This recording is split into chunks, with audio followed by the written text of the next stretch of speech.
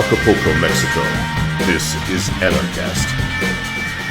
Hey everybody, welcome to another edition of Anarchast, your home for anarchy on the internet. I've got a great returning guest coming back on. It's Larken Rose, great author, prolific author, speaker. He just actually spoke at Anarchapulco, and he just got back home to the USSA.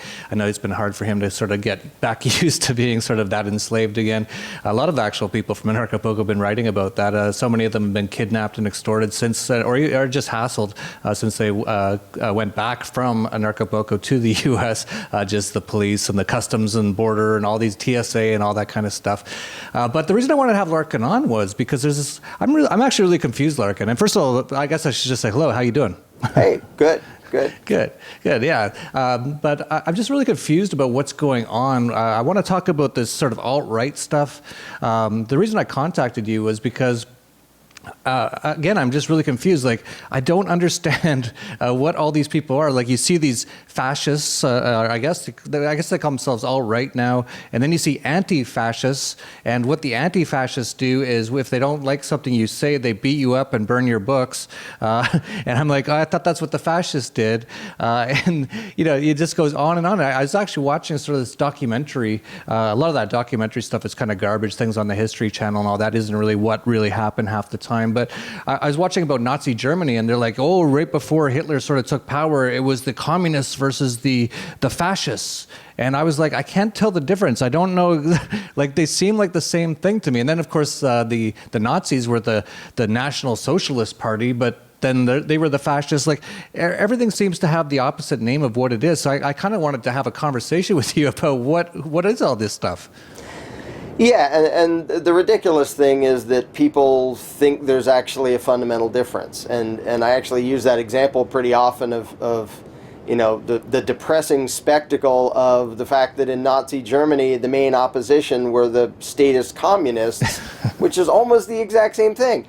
And now in the U.S., you have the militant, violent leftists oddly calling themselves anti-fascists and acting exactly like fascists, and the alt-right acting exactly like fascists. And they both use the exact same excuse for it, which is the other guy's ideas are so scary and dangerous that we can't even let them speak them. We have to, like, get violent, and we need power. We need the authoritarian power to keep those other guys from having the authoritarian power. And it's, you know, if it wasn't kind of scary, it would be laughable how much they argue and think the exact same things. And it's all based on fear. They're scared of the unknown, and when people are scared, they either join gangs or they vote, or both. They want some powerful pack to make them feel like they have some power if they're, you know, scared of the unknown. And they don't even notice that they're arguing with their mirror image. I mean, I made a post about it where it's basically like, you know, a bird pecking at its reflection in a window angrily and righteously, and not noticing that that's just you. You're just fighting you. And the anti-fascists and the alt-right are almost the exact same thing. They're both authoritarian collectivists. And it's always based on fear, you know, and that's what ruling classes thrive off of is, if you scare somebody enough, most people will cave in and beg for, you know, big daddy government or big mommy government, depending on which they prefer, to save the day. And in both cases, it's pathetic, and in both cases, they don't recognize that their existence is empowering their mirror image. And it's just, meanwhile, the politicians are laughing at both of them as you have these two scared gangs screaming at each other and attacking each other, while the politicians are still in power and not fearing either one of them. Yeah, like I said, I watched this sort of documentary a little bit on it about Nazi Germany, and the communists were fighting the fascists. And I was just as confused then as I am now. And you brought up some good points on why I am confused, because they don't even really, I can't tell the difference very much. But what is their imagined difference? So you've got, like, I don't even know what you have anymore. Like, I don't know, everything's upside down. So you have, I guess, these, let's say the alt-rights, and then who's the other side? I guess these are the socialists, or like, yeah, socialists, communists, you know, whatever label they wear, and they're both socialist. I mean, the Nazis were nationalist socialists. They're both pushing for authoritarian power in the name of the common good, and they're both saying that we need our preferences forced on everybody else by way of a centralized authority to keep those other people out. And it does just become hysterically stupid. Like, the reason you're confused is because it doesn't make any sense. And if you ask the alt-right what they actually believe, it's pathetic. And same thing with the left. It's pathetic because they'll say, well, we really believe in truth and justice and freedom and stuff, but right now things are so scary and desperate that we need authoritarian power to keep it out of the hands of the other people trying to grab authoritarian power. And the end result is, like, if you compare the regimes of Stalin and Hitler, which were sort of taught as the extreme left and the extreme right, well, what's the difference? You have one ruling class that stomps on and kills people who resist it, and they pretend to be enemies. And one particular reason I like that is because, the far right Hitler and the far left Stalin, they were allies at the beginning of the war. They were on the same team, which shows, there wasn't that big a difference. They were buddies. And then at some point, I'm going to stab you in the back. Well, I'm going to stab you in the back. Now we're not buddies anymore. And then Stalin becomes buddies with the U.S. control freak tyrants, and the game goes on. But no, there's no fundamental difference. They're both scared and grabbing for authoritarian power under the excuse that we have to stop the other ones from getting authoritarian power. Meanwhile, the people who actually believe in freedom and non-aggression are saying, why are you... It's just so dumb. It's just so dumb to claim that you want authoritarian power in order to achieve freedom. I mean, Lord of the Rings, the Ring of Power, did we not learn anything from that? It can't be used for freedom. And so to see people actually saying, well, I really want, including self-described anarchists saying, well, I really want a stateless society, but we need Trump to seize the power to stop the left. We need to empower a warmongering, collectivist, authoritarian socialist in order to stop the left. And it really is as stupid as it seems. And it's a perfect example of the fact that fear is the mind killer. It makes people stupid and violent. And you can see as much of that as you could possibly want to see going on today. Yeah, I think it's also combined with just stupidity, right? We have people who've really, especially in the U.S., grown up, completely from the moment they're born, pretty much thrown into indoctrination camps for 12 years. And I think it was Lenin who said, give me your child for 4 years and the seed I plant will never be uprooted. They got them for 12 years and then they make them pay for another 4 to 8 years of useless pieces of paper for their Bachelor of Arts or their gender studies. And then they go home, they turn on the TV. It's all propaganda. It's seriously propaganda. This whole fake news thing is kind of funny because it's actually coming out now that, this is totally fake stuff that you're watching on TV. Then you get into fluoride in the water. You get into vaccines, how those affect people. You get into the food supply, all this sort of stuff. Chemtrails, if you believe in those, whatever. But still, like, these people are so dumbed down. They don't even know what they're talking about. Actually, I put a clip on Facebook. I don't know if you saw that one of these two groups of voters arguing. I'll play that actually now. I'll send it to my video guy.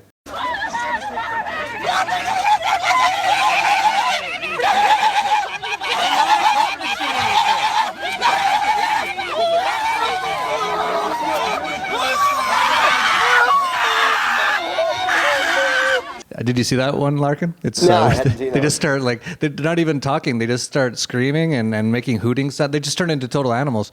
And they don't understand that that's by design. The politicians absolutely need us to be at war with each other, because if we all recognize them as the threat, nobody would put them into power. Nobody would vote for them. Nobody would obey them. Nobody would go along with their stupid agenda. And the fact that people who should know better, people who call themselves anarchists, still fall for that and go, well, now I'm going to support authoritarian power because this is a crisis, this is an emergency, there'll be chaos and mayhem. It's like some of these people, it's like you understood this when the left was doing the exact same tactics, and now for some reason you forget everything you understood because a slightly different lying narcissist is running for the throne. It's sad. Yeah, it is weird. I guess that's sort of what happened with Stefan Moleneux. I don't know if you have any opinions on that, but that looks like what happened. He was definitely he was one of the people that really got me into anarchy. He expressed the principles so well years ago on YouTube, and one of the people, including yourself and Stefan Moleneux, that really got me into it. I'm like, these guys are totally right. And in the last year or so, first of all, I saw Stefan Moleneux make a video. It was about 6 months ago or something. And I was actually in London at the time for a conference, the Infinite Man Summit. that. And he went on YouTube, and you know how, I don't know if you watch him, but he gets so dramatic. He's basically got an acting, he's an actor, that's basically what he is. And he gets so dramatic, so he starts his video up, and he's almost crying. He goes, I can never go back to London, my home, my birthplace, any further because the immigrants. And then he goes on and blah, blah, blah. And I'm in London at the time. I look out the window, I go, it's the same as it's been here for a long time. He's like, it's overrun now with immigrants and Muslims. And so therefore vote for Donald Trump. And it's like, what? Like, seriously? That easy? I don't know what the heck is going on in his head, but it's sad because all it takes to refute what he says today is what he said yesterday. I mean, he's basically making all of the exact same stupid statist excuses for violent aggression. At least he eventually admitted he was advocating the initiation of violence against people trying to cross the border. In one of his videos, he had a tantrum and a tirade, but in the middle admitted, yeah, he's advocating the initiation of violence against a huge category of people based on what he thinks some of them might do. Well, that's the excuse for all of statism forever, always. Whether it's welfare or gun control or anything else, the excuse is always, well, it's the common good and we'd like to let you be free, but we can't really afford to because nasty, bad, horrible things will happen, so we have to violently dominate everybody for the good of the nation and the good of society and blah, blah, blah. So I've heard various guesses of why he just went off the rails. I have no idea which one it is, but it is sad to watch. It's one thing to watch somebody say that stuff who's just too stupid to understand the principles. Stefan isn't stupid. He's a liar. He is advocating what he knows is evil and destructive, and the best excuse I could come up with is he's scared. But if you go evil and grab for the ring of power the moment you're scared, don't call yourself an anarchist. You're just a fascist and a coward and an idiot. Anarchists are people who say, even when I'm scared, I'm not going to initiate violence. I'm not going to commit aggression. That's what a principle is. A principle isn't something you abide by as long as it's comfortable and safe and convenient. It's something you abide by even when you're scared, even when things are tough, even when you're not sure of the outcome, even when you're uncertain of the future. That's what a principle is. Apparently Stefan doesn't know that and thinks, well, this is a crisis, and if I say scary words about it, then it's okay, to suddenly beg for a huge authoritarian power to violently dominate everybody, including himself. And that's the thing I've been pointing out to the closed border fascists, including closed border fascists pretending to be anarchists. You're doing this to you, too. When you want to go across the border, you're basically condoning you having to prove where you were born to your masters in order to be allowed to cross a line. Like, when you advocate the enslavement of others, you're advocating your own enslavement too. So, way to go. And you'll get it. And the thing is, you actually deserve it because you're advocating it. Those of us who still abide by the non-aggression principle don't deserve the garbage that you're making happen. So, Yeah, you make some great points about fear, and it was quite surprising to me to see what's happened in the last few years. There's been a lot of so-called anarchists that have become sort of these all-right now and want borders and support Trump and all this sort of stuff. And you can just see it's fear, and that's sort of the funny part is a lot of the ones, not Stefan Moleneux, but like you see a lot of these guys, they got like big beards and tattoos and, wife beater shirts on, and they're, on steroids and stuff, and they're like, yeah, Trump. But the reason they want it is because they're scared of some imaginary, it's totally imaginary in this particular instance in the U.S. or where Stefan Moleneux lives in Canada. It's just, there's no major problem with Muslim immigrants there at the moment. Right. But they're that scared, and it's just sort of funny to see it all acting out. I guess history just repeats and repeats. I guess that's what happens. It's just so weird. I didn't think we'd have to see this again. Yeah. That so many sort of people who looked and sounded like they were principled, as soon as there was even a glimmer of a barbarian on the horizon, they're like, no, government, immediately we need everyone to save us. Well, I would point out that I think it looks like a lot more people have abandoned ship and become fascist than actually have, because the people who do are very loud and vocal and all over the place. I did a totally unscientific informal poll of people on Facebook, and the vast majority of people who were voluntarists before are voluntarists now. It's just you don't hear them ranting and screaming saying, I still believe what I believed last week. Like, it's only the scared people who get really loud and scream all over the place. And the fear-mongering is so, again, it's something that everybody who ever was an anarchist should understand how fear-mongering works. And the fact that they fall for it is so weird. Yeah, I can see, okay, over in this place, a bunch of, this kind of people went there and they might be causing trouble. But to actually think that, oh, all Muslims are bloodthirsty, blah, blah, blah, blah, blah. There's 1.6 billion Muslims on the planet. If 1.6 billion people really believed that the best thing they could do is kill infidels, you'd already be dead. It's such a ridiculously stupid thing to believe that we have to be scared of all Muslims when there's millions of them in the U.S., and for some reason, I guess all these horrible bloodthirsty Muslims, they're either incompetent or lazy or something, because they're accomplishing nothing. If you give me a few million actually violent militant people, there would be millions of people dying every single frickin' day. It's completely imaginary. And for people to fall for it and say, well, over there's statistics about this in Sweden and something, and then it comes out, well, they made up this and they made up that. This one might be true. But to think that that applies to the whole world, and the most ridiculous example is when people say, they're going to come here and impose Sharia law. Really? You really, really believe that Muslims are going to come to the U.S.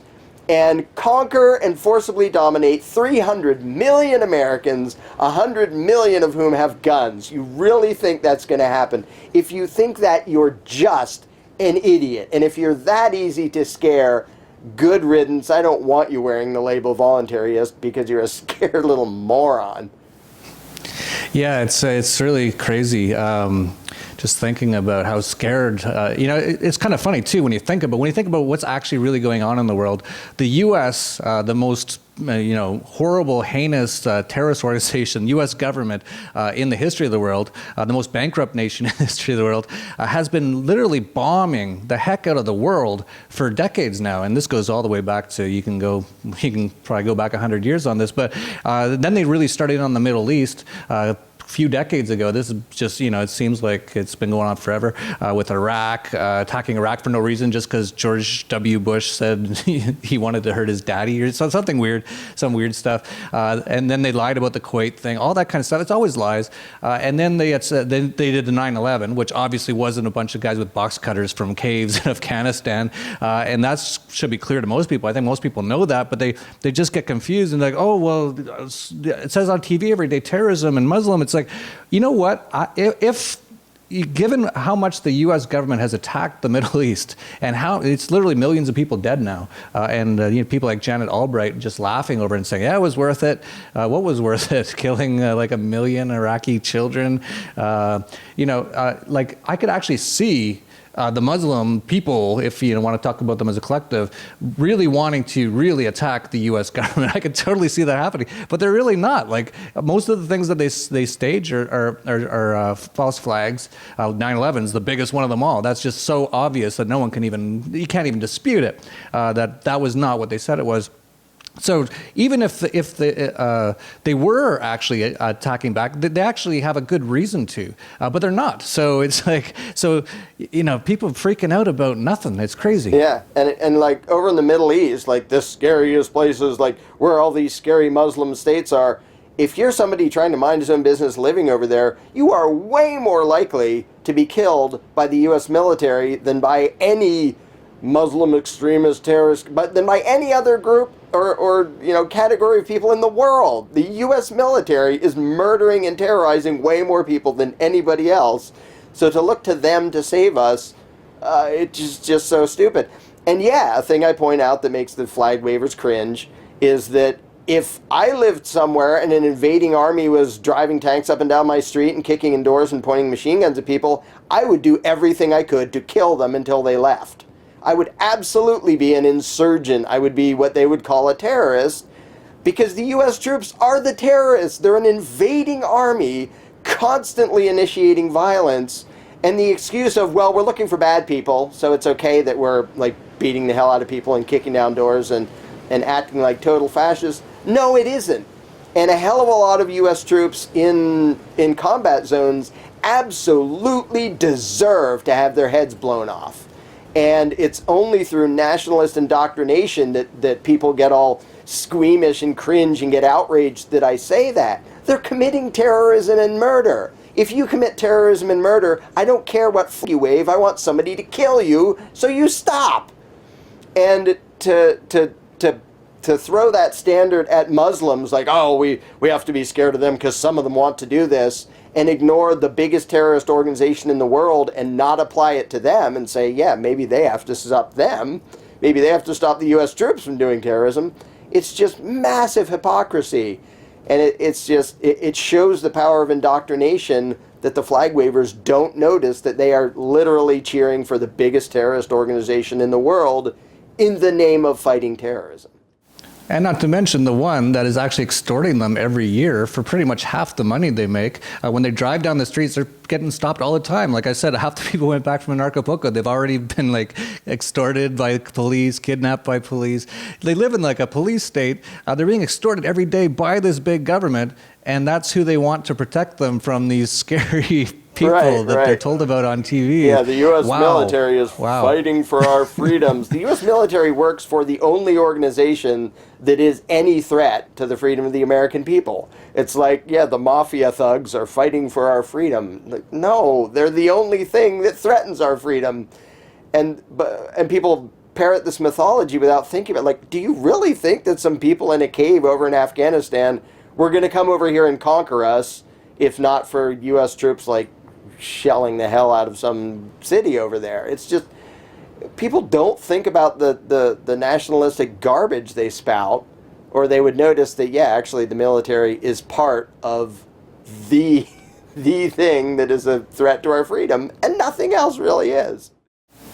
Yeah, it's quite amazing. You did a recent debate, I guess you could call it, with Victor Pross, who I guess used to be an anarchist. He's not anymore, obviously, by what he said. And it was actually with Josh Sigurdson of World Alternative Media. And it was just amazing to me. Like, I actually couldn't watch it all. And I find myself not being able to watch a lot of these. And the reason is, like, they'll say to you, you know, what's your stance? And you'll be like, don't hurt anybody, don't kill anybody. And that's basically it. And then they go to the other side, what's your stance? Like, why do we need borders? And Victor, or a lot of these people, will talk for like 20 minutes. And they'll use words like culture and, you know, and it's like, nuanced and blah, blah, blah. Yeah, nuance. Yeah, this is, you know, and yeah, they go in like just, it's like, what are you trying to say? And actually, I don't know if you ever got it out of him, but I know you were trying for like days and days. Like, well, Victor, answer this one question. After a week, I got him to say, quote, I would basically ban Muslims from the country. And 2 days later, he said, that was poorly worded. So I got an answer after a week, which he then backed out of and hasn't answered again since.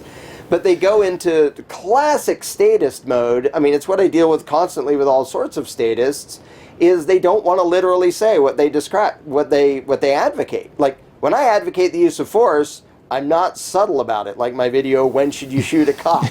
There's nothing subtle about that. When statists do it, they don't want to admit it because they feel bad about it, because if they literally describe what it is they want to have happen, it sounds as bad as it is. So instead they say, well, I want a policy where we're vetting the blah, blah, blah. You mean you want people with guns at the border threatening violence against anyone trying to step across? That's what closed borders means. But the people who advocate it, most of them won't come out and say it, because they're in the statist mindset that, well, I want it to happen, but I don't want to actually have to admit the reality of what it means. And it's sad to watch supposedly pro-freedom people do that, where they don't even dare to say what they condone. And that's just the ultimate cowardice, is if you're going to advocate violence, at least have the spine to say it. Describe what you're advocating, instead of hiding behind all the euphemisms and all the politician tap dance garbage. Say what you believe. And so many of them won't, because they know deep down inside that what they're advocating is totally immoral and destructive and stupid. Yeah, it's it's bizarre to see. It's really bizarre to see someone who looked and sounded really logical and rational and principled. Just they hear about some sort of problem and they just and they'll start spouting the exact sort of opposite now, and you're like, hey, you're saying this opposite of what you said before, and a lot of them would be like, no, I'm not, and they'll try to like explain why they're not. It's like, no, you totally are. Just answer this one question, like you said, and for like a week they'll like tap dance around. It's like, I guess it's just that fear, or maybe it's fear and brainwashing, because as we mentioned, a lot of this comes from just propaganda, just constantly. Like I see it all the time. Like every now and then I go, oh, maybe Muslims are scary because it's always on some TV screen somewhere that they're really bad. Right. And then once you turn it off for a bit, you're like, no, that's totally, like, what are you talking about? Right. It's actually literally programming. Yeah, and even that is sort of irrelevant. It's irrelevant to the principle because, and they'll ask me like, well, what's your policy? My policy is if somebody attacks somebody else, use force to stop them, whether they're a Muslim or not. My other policy is don't become an aggressor. Stop the aggressors, don't be an aggressor. Why is that so hard to understand? And so they'll project these stupid opinions on other people, like, oh, so you'll just let them into your house and just let them rape and kill your family. No, if somebody attacked my family, whether they were Muslim or not, I would whip out a gun and kill them. And that's legitimate, justified defensive force. I would not, however, go to an arbitrary line and point a gun at anybody trying to step over and say, I'm so scared of you brown people that I'm not going to let any of you step on this entire half a continent because for some reason it's magically mine now, for no apparent reason. It's just, and the principles are so simple, but people get scared and they start to talk like complete imbeciles, as if there's something complicated about, yeah, if they attack you, defend yourself. If they don't attack them. Like, wow, that's so complicated. Yeah, it's bizarre to see. I don't know what else I can even say. Like, it's been shocking to see. Has it sort of been disappointing to you? So I know you did your poll, but your people that follow you on Facebook are, pretty big fans of yours, and they read your books. They know they know the principles you talk about, and they agree with you, right? I think if you did that poll somewhere else, I think you'd definitely see more than 10% of people who called themselves anarchists a couple of years ago have now become this sort of alt-right fascist, basically. That's my opinion. It could even be more. That's my sense. Like, I've definitely seen quite a few do it. So in that sense, are you a little bit worried about, are things almost going backwards now? Because I thought we were kind of getting quite a bit of headway over the last 10 years or so. Lots of new anarchists, tons of new libertarians, lots of new anarchists. It just seems like it's going a bit backwards at the moment. I think this is really just another stupid little speed bump on the road to where we're supposed to be, on the road to the stateless society. These things happen. People will get scared of this, that, or the other thing, and they'll abandon ship and demand authoritarian power and stuff. But in the long run, it doesn't matter. Like, it isn't, even if it's 10% or whatever, and obviously my sampling was totally not representative of the general public or even anarchists in general. But these things sort of happen along the way that people get scared, but there's no principle involved with their position. It's just, right now we're scared of this particular thing.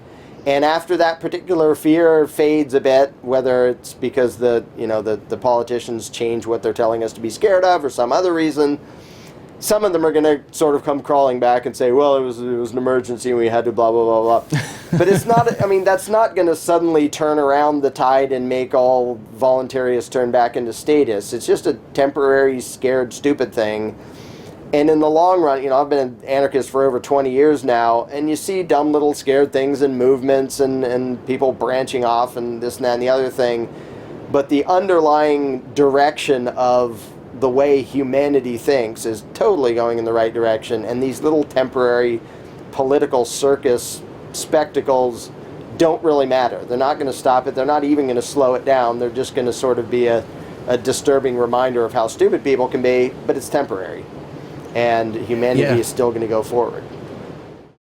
Yeah, it's been interesting to see, and I think what's going to happen in a little bit is, it's been interesting with this whole Trump thing, because, I'll be honest, when I first saw a political speech by him about a year or a year and a half ago or so, and it was late at night, I might have even been having a few glasses of wine, and I actually posted, I said, this is interesting, he's saying a lot of truth in this speech. I was like, whoa, I was surprised, and I think that's part of the reason that he's gotten such a lot of people interested, is because he's saying some of the stuff that everyone knows, but no one's been saying on the TV before, right? Or politicians haven't been saying it. So, that was my first initial response. But then as I started to learn more and more about him, I'm like, oh, okay, so I see what's going on here. And I'm actually going to have Jeffrey Tucker on as my next guest to talk about exactly how this is all transpired. But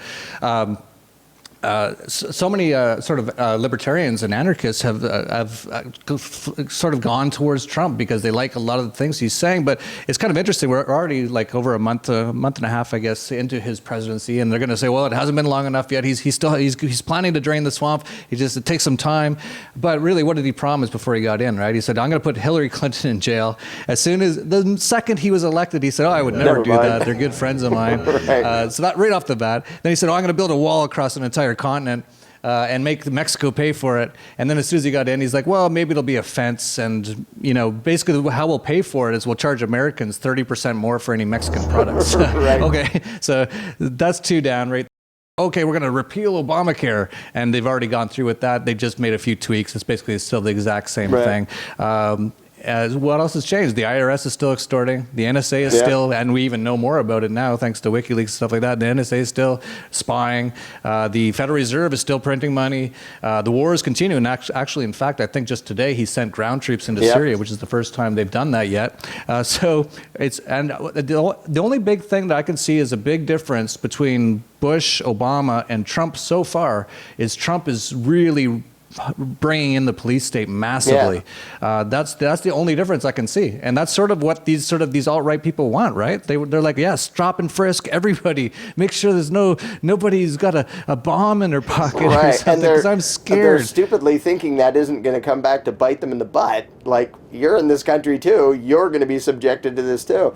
Yeah, and Trump was openly, pro-fascist, pro-police, pro-military, the most mistreated people in the country. He's talking about the cops. Like, nice joke. And we have to give them more power so we can have law and order. So, it's not like he even did a good job of pretending to be pro-freedom when he was running. And people fell for it. The good news is I already see some people going, okay, yeah, I kind of hoped for something from him, but maybe that was stupid. No, he's just obviously, the drain the swamp thing. Nope. Still exactly what, appointing all the same people, Wall Street, all the big pharma, right, all the establishment. So there are already people going, yeah, never mind. I kind of had some hope, and there are still people. It's amazing how much people it happens every time, right? That's, I think, why they do these elections every 4 years. It's just enough time that people get so sick of the last one that they're dying for somebody to change something. And then some guy just goes on their TV screen and goes, hey, I'll do this, I'll do that. They're like, yay! Right. And then he goes in and never does it. And to pretend he's an outsider when he's just openly buddies with the Clintons for years and years and years, like, shouldn't you be a little more careful about who you believe when they say, I'm totally anti-establishment? Look, here are all these pictures of me hanging out. Isn't that one of the big sort of complaints that a lot of people have is it's always just rich white guys getting into the politics. And a lot of the people who are like supporting Trump were the people who were saying that. It's like, and then, he said he's going to, fight for our freedom. You have to fight for your freedom. No one else, these guys, you don't tick a box in a room and some elder guy fights for your freedom with your money he steals from you. I don't know why people still haven't figured this out. And the idea that anybody runs for office, like they seek out a position of power over you in order to free you. It's just so dumb to even begin to think that, never mind the specifics or the personality or anything. It's like somebody saying, well, I'm going to become the new slave master of this plantation to be nicer to you, the slaves. No, if you understand just basic human psychology, if someone's trying to grab power over you, it isn't for your benefit. I don't know what could possibly be more obvious than that, but apparently some people still haven't figured that out. Yeah, for people who haven't seen it, you did such a great video called The Jones Plantation, and I watched it years ago, but I just recently rewatched it, and I forgot how genius it was, because even for myself, like, I know how wrong the system is. I know it's just totally unethical, government, of course. I know how government always screws everything up and why it does, why it actually cannot actually help anything. But just seeing it put into that one video, so I'll put the link to that down below. If you haven't seen it, please share it with everyone you know, because that just kind of wakes you up. It's like, oh, that's what they're doing, because it's like this mind trick. And I guess that's, a lot of people think the word government, govern means to control, meant in Spanish and Latin is mind control. It's like a mind trick that they're pulling on humanity, and they just keep doing it over and over and over again. Yeah, it's kind of frustrating that they don't even have to come up with new tricks. It's like the same trick every 4 years, and still people fall for it. It's like, can you at least make it a challenge for them by learning every once in a while? But I actually think, even with the ridiculous spectacle, I think a lot of people are learning, and the voter turnout was pretty dang low, to the point where, Trump was elected by, like 15% of the population or something. It's like a quarter of the eligible voters and 15%, I forget the exact numbers. But, and it's hard to tell how much people are just sort of hopeless and how much they actually understand what a joke it is. But I do think, even in the midst of all this lunacy, there really is progress going on, and there really are people, a lot more people getting out of the statist mindset. That actually ties in with the little announcement thing I did yesterday on Freedom's Phoenix. Oh yeah, you're doing. Actually, I should mention you did a great sort of a seminar at Anarchapulco, and you've decided to continue on with them, right? Yeah, that was sort of a really mini version of a thing I'm going to be doing now, a 2-day event. First one's going to be in Phoenix, Arizona, probably May 6th and 7th. Then I might do Denver, and I haven't decided all the cities. Basically, a way to train people, to train anarchists on how to talk to statists, because so many anarchists I've talked to, in fact, pretty much all of them, have said, okay, I understand these principles, it's really obvious, and I go to my friends and family and try to explain it, and it seems so simple to me. It feels like I'm saying 2 + 2 = 4, and they freak out and say something completely irrelevant and then don't want to talk about it, and I totally give up. And that's because the people who understand the philosophy and self-ownership and a stateless society and all that, they don't understand human psychology enough to get past the indoctrination and the faith-based belief in government. And there are ways to do it, but most people don't know it. And the only reason I know it was by accidentally learning about psychology by arguing with statists for 20 years and realizing merely explaining logic is not going to do it in the vast majority of cases, but there are ways to be way, way more effective. And so I decided to put together a fairly thorough, detailed, basically a class on how to talk to statists so they actually learn something and pay attention. Which, by the way, doesn't at all resemble what I do on Facebook, which is just sort of rudely and impatiently argue with statists. Like, that's not at all the best way to do it. That's just my lazy thing that I do as an occasional hobby. And the title, actually Amanda came up with the title of the seminar thing, will be Candles in the Dark, of just, we need more and more candles out there spreading the concepts of self-ownership in the dark of these basically are the dark ages, where everybody believes in authoritarianism and there's like oppression and violence and extortion and murder as a result. But we need the flame to spread, and right now it isn't, not because the existing candles don't understand it, but they don't know how to convey it to other people. And there really are tricks and approaches that will, make an anarchist's ability to communicate it, 10 or 20 times better than just, the normal thing of, I'm gonna pontificate at my statist, son or father or brother or coworker or whatever. Or tell them to read a 400-page Murray Rothbard book or something. Right. It's not gonna. Yeah, read this massive book. And so there are ways to get them to think about it. And it occurs to me every once in a while, I mentioned this at the seminar in Anarchapulco, most of the people who follow me have never seen me do it the way I do it, because when I do it the careful way, when I'm talking to somebody I care about, it's in private. It's a private discussion, one-on-one, so there's not the peer pressure, there's not the conflict, there's not the combat and all that. And so I realize, these are things that if the thousands of anarchists out there who already understand the issue, if they understood enough about psychology to be using these things, it would be spreading way faster. And so it occurred to me there's a lot there. I mean, the thing I did in Anarchapulco about it was sort of like a tiny little sneak preview of some of what's involved. But so I want to start doing these 2-day seminar things, and the last segment will actually be people can bring in will actually pay their statist family member or friend or something to come in for 15 minutes to act as we'll pay them $50 for 15 minutes to come in and have the person practice communicating to them based on what they've learned over the weekend, instead of just, I'm going to scream at you why government's always evil, and they're going to scream at you why government's always necessary, and nothing's ever going to get, nothing's going to happen. Nothing's going to improve. So I have a fairly detailed plan of that now. The first one, like I said, will happen in 2 months.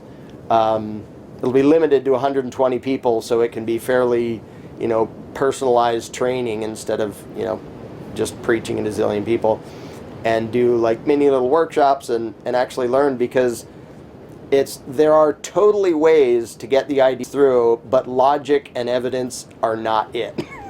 By themselves, those things don't work, because we really are dealing with occult deprogramming. And going up to somebody in a cult and saying, you're in a cult, what you believe is stupid, won't ever make them escape that. You have to approach it differently. You have to approach it in a way that their brain can process and be comfortable with, and objectively look at themselves, instead of feeling like some outsider is calling them an idiot and this evil, nasty moron.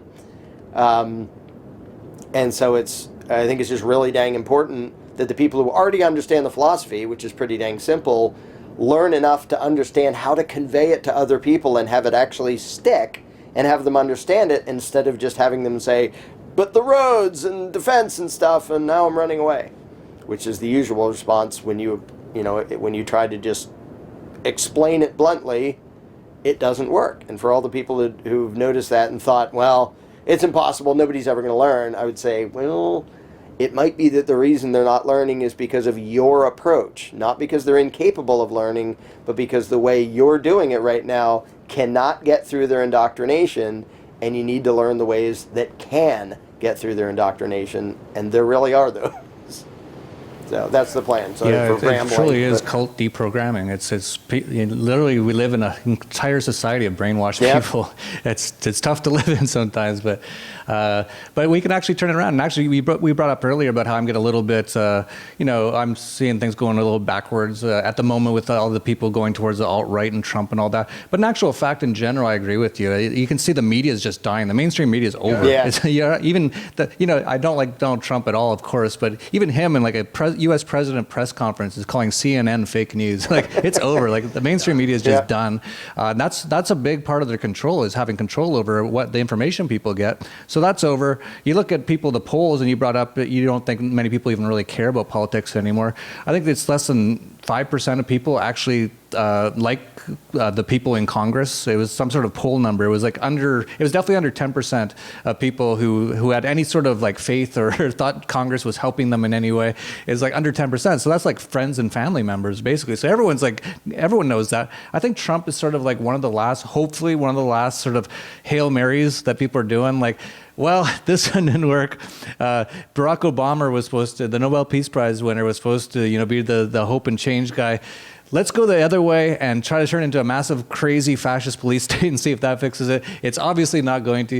And then hopefully, like, people just go, I give up, or at the very least, they go like something like, Ron Paul or something along those lines, something like really, truly quite free-ish, as opposed to what they've had in the past. So, yeah, I see a lot of potential, and I think things like what you're doing and things like the mirror, I don't know if you have an update on that, are really going to help. But why don't you just, before you mention the mirror, let people know how they can find out more about these seminars? They will be posted on my website, larkenrose.com, as soon as we nail down a venue and know for sure. I don't want to start selling tickets before I know exactly when and where it is, but that should happen hopefully in the next couple of days. And you mentioned the mirror. The seminar is basically teaching people how to do an in-person version of the mirror, while we all wait for me to actually finish the mirror. Because the mirror uses the same psychology stuff to make it gentle and non-confrontational and all that.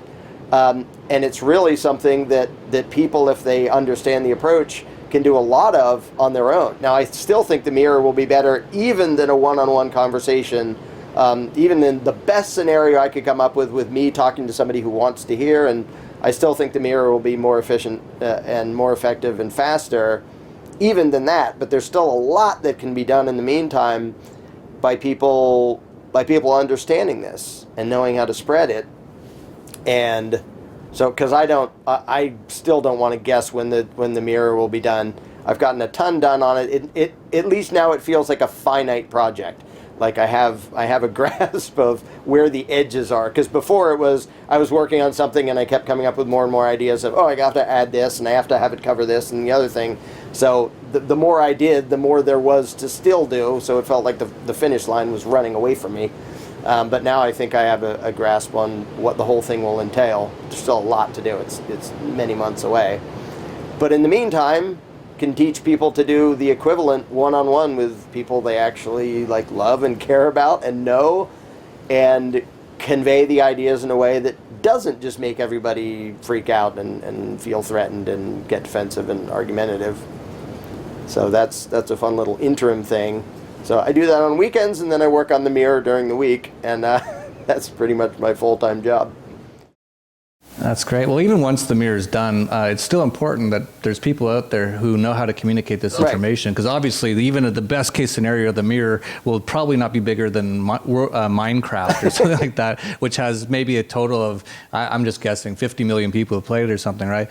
So it's not going to hit everybody. And those one-on-ones are really important as well.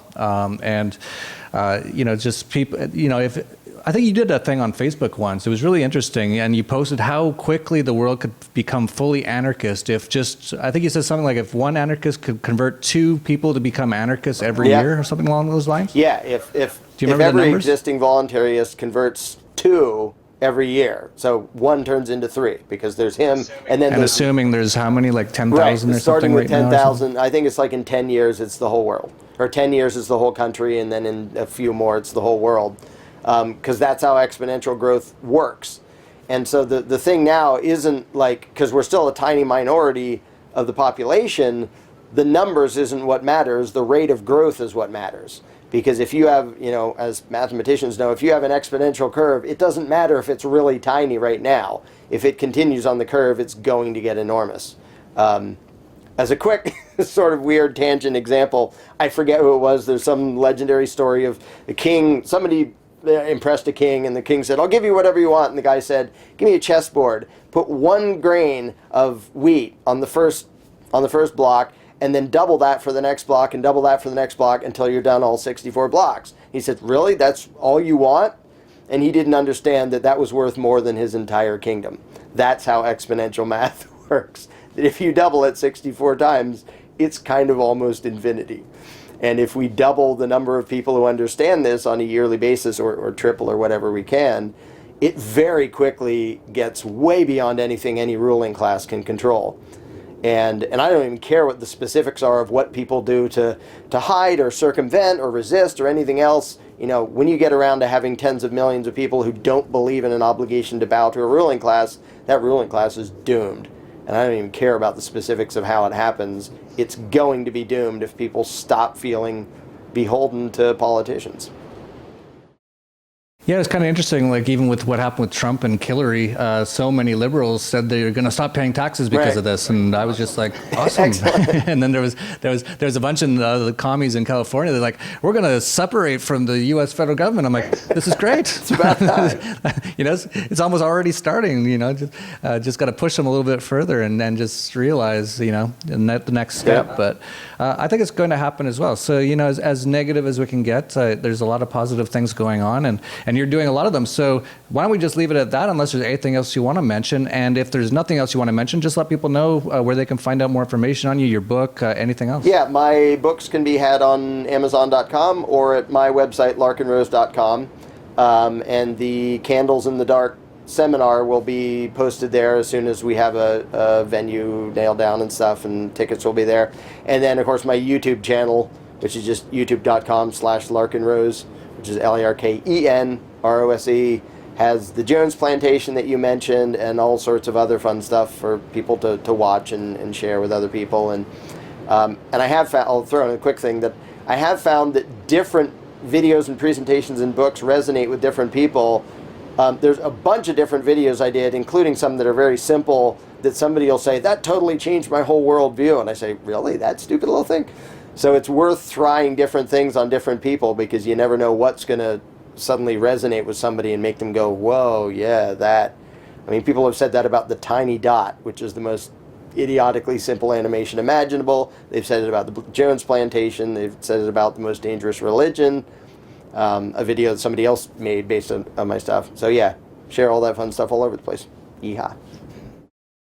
Yeah, absolutely. And they really do work, a lot of them, like the Tiny Dot as well. I remember seeing that years ago, and I was like, yeah, I never quite, I'm a pretty smart guy. I've been reading all this stuff, thinking about it, but there's just something, and you have a particularly good way of doing it, just snapping people out of that brainwashing with just putting it, because that's what it is, just putting it in a certain way that they can hear it, because it is essentially brainwashing. And I guess that's hopefully what your seminars are going to help people do, and the mirror and all that kind of stuff. So looking forward to hear more about it. I know you're thinking about even coming down to Acapulco again to do that seminar, which would be great. I know you had a pretty good time here. Maybe we should just mention that for just 1 second. You were mentioning you enjoyed your time here? Yeah, Anarchapulco was a blast.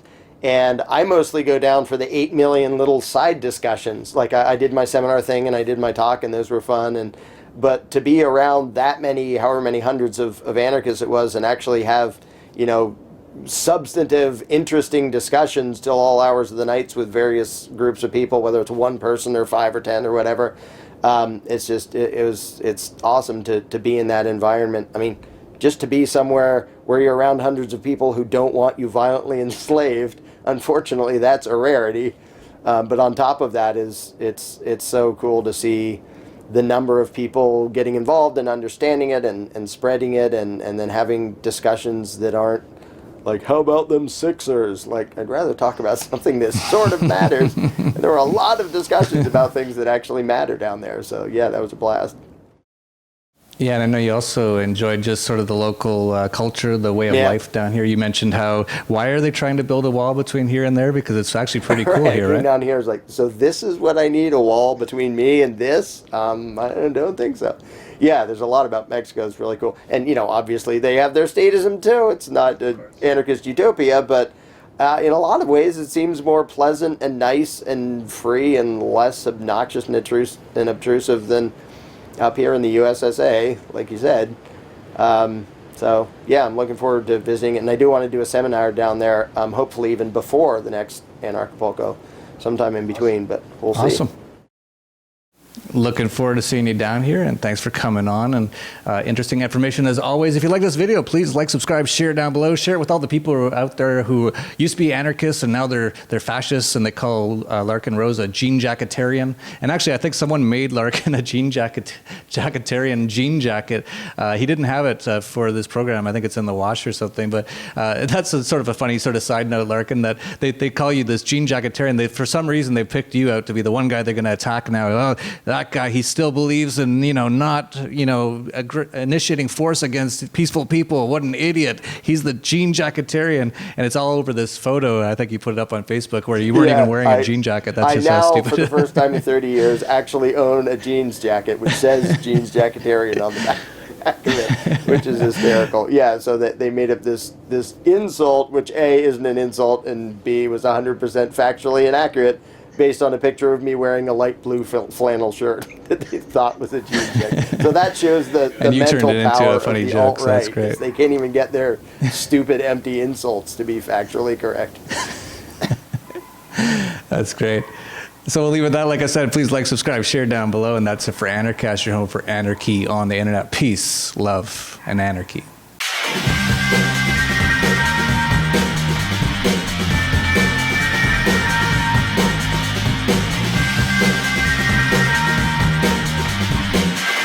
From Acapulco, Mexico, this is Anarchast.